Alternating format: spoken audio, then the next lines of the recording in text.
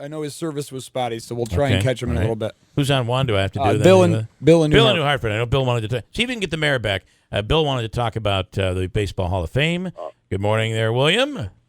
Yes, hello, Bill. I want to talk about that pitcher that cut up the uniform. Yeah, but first of all, I watched ceremonies on TBS. I thought they were two of the best speeches I've ever heard at the Hall of Fame, and they weren't long. I timed them. One was one was like 30 minutes. The other was about 25 minutes. Mm-hmm. That's right. Well, anyway, this pitcher, he didn't just cut up his own uniform. What did he cut up? Other uniforms? Yes, he cut up many. I don't know how many, but wow, that changes everything. Yeah, I don't know if it was the whole team, but he saw their uniforms hanging in their locker stalls and proceeded to walk along and cut up. Okay, what is he, nuts? Yeah, He's a great pitcher, I guess. Yeah, something's going on there. Pretty soon. So. Yeah, wow. And who wants that baggage, right? If he's going to be traded, who's going to want to have that? I guess he's had trouble before, I guess. Yeah. See, I was just thinking that he was uncomfortable with the jersey for himself. Whatever everybody else does, who cares? Yeah. I'm uncomfortable with the jersey. It doesn't fit right.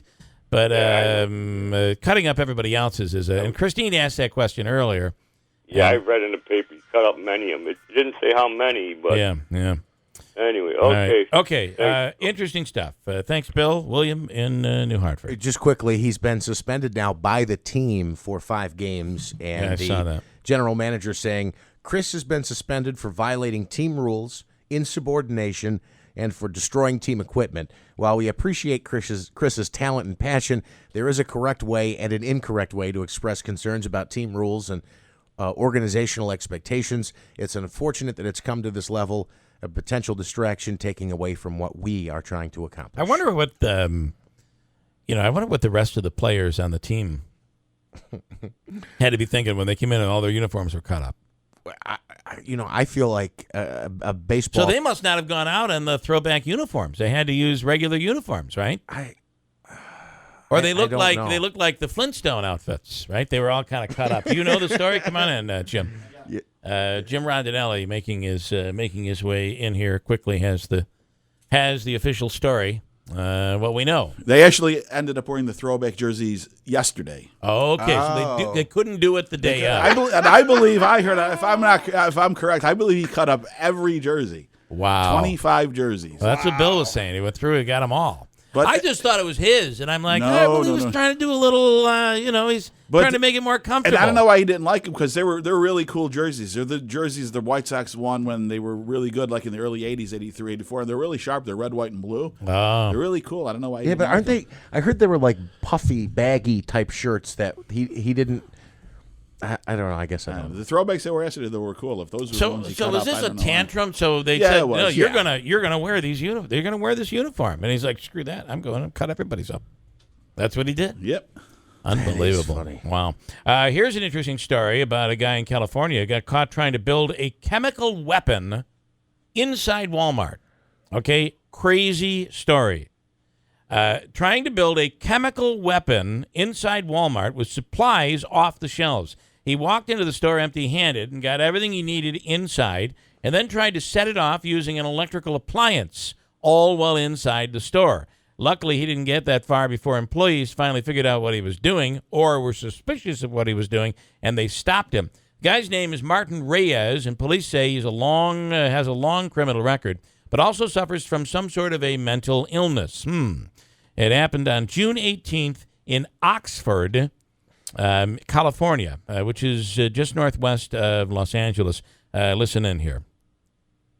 I might have audio for you, and I might not. Some reason this time of morning, every day, my audio just freezes. Yeah, what is that? I don't know. It just stops. Let's try it this way. I think I can play it this way. This is a very bizarre case. This device, and even this device at a greater degree, could cause a lot of harm. It's scary. This is only my second time at this Walmart. And it's, with what's happening today, it's scary. I would have freaked out. but it doesn't surprise me. He ended up admitting the entire thing and basically telling them how he created the device. So is this some sort of a protest saying, listen, you can do these things right with just supplies in a Walmart? I don't think so. It sounds like this guy's got serious crazy man issues, yeah. And then did you see that the Gregory brothers, you know who they are? Anybody? These guys are doing stuff on YouTube. They love doing the auto-tune remixes. Oh, okay. And they did one to Michelle Obama and Melania Trump. They did one to her speech.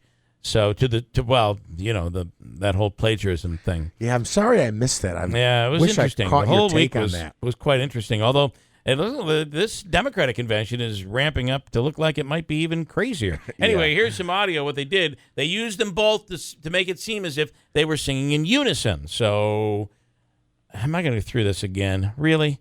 All right, let's try it this way. USA. Listen to the words I'm about to say. Death, weakness, destruction, lives ruined, corruption. We don't win anymore. The situation is worse than it has ever been before. China rapes our country. And Mexico sends weapons. They take our money. What's going on? What's going on? The gays. This is what they did to Trump's speech. I played the wrong cut. This one is the auto-tune of Michelle Obama and Melania Trump's speeches as a duet. Listen to something, huh? That is really cool. I would actually listen to that song if that was like a pop song. Yeah, I think it's pretty good. It could end up, who knows, it might hit the charts. And then over the weekend, I saw the movie. We took my daughter to see the movie Ghostbusters. Oh. And has anybody else seen it here? Nobody? Mm-hmm. Andrew, not? I got to tell you, not funny. And the jokes just weren't funny. I mean, but it was okay. It was good. It was decent. And I probably would, if I had to do it all over again, probably would see the movie. Yeah. But Andrew, the guy in the movie that played, remember, who was the woman that played? You had Rick Moranis playing the gatekeeper. Was that in the original Ghostbusters? Yes. Mm-hmm. Well, they had kind of a character like that, and I forgot who he was, but he looked just like.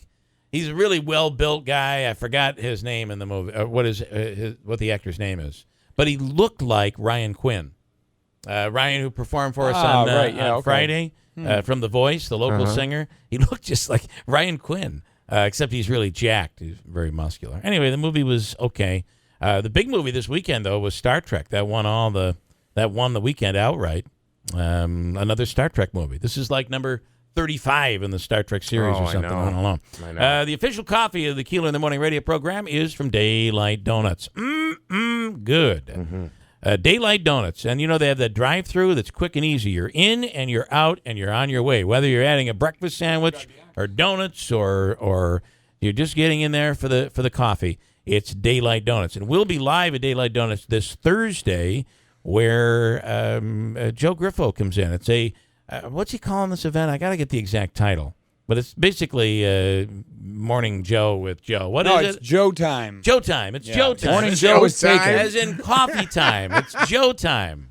He said Morning Joe was already taken. That's right. So he's going with Joe time. But we'll be there on Thursday as people can come in and just ask him questions. And if you have issues, things you want to discuss with the state senator, well, that's your shot. And we'll do it on Thursday morning from 7 till 9 from Daylight Donuts. All right, what's up, Andrew? The mayor's back on, and we may have limited time. So Can I do this right now? Go right with it. Mayor Rob Palmieri on the line right now. Good morning, sir.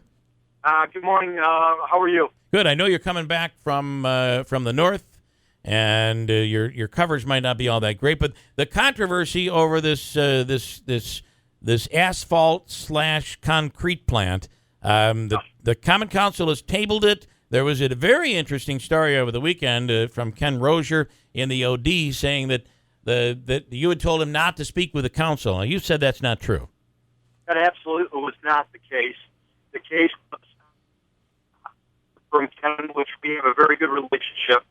Another council. All right, we are definitely going to have a bad connection. Mayor, Yeah, we're can we reschedule for tomorrow morning when we have a good coverage on you? I'll try to give you a call tomorrow morning then. Okay, Andrew, I'm going to give you to the mayor because he sounds like the mayor of some alien nation, unfortunately. And, Utica has been described as potentially that after all. We'll talk about the issue, though, when we come back here. Hold tight. 8:51 at WIBX.